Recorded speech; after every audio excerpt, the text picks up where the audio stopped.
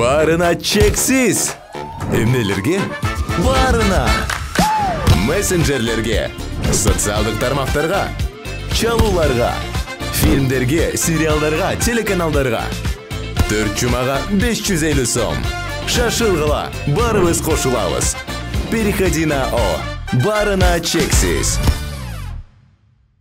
Ассаламу алейкум достор. Жогорку кеңештин депутаты Нуржигит Кадырбеков Балбан Акжол Махмудов менен 21-июль күнү бирге тамактанганын жана спортчудан байкаган сапаттарды, ошондой эле чогуу көз өткөн аалымыбыз чубагажыны эскергени тууралуу жазды.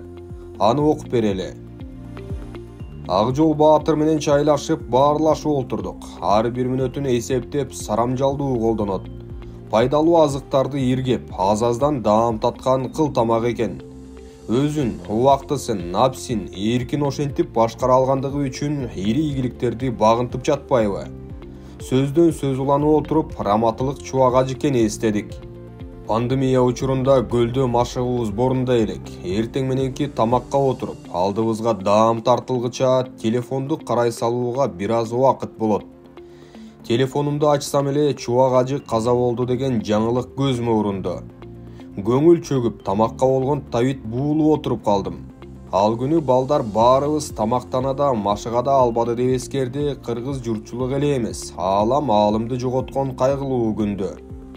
Ошондон кийин Тээ Кавказдагы балбан досторунан бери чубагажы кыргыз беле, кайтыш болгон тура деген таризде суроолор, көңүл айтуулар келе баштаптыр.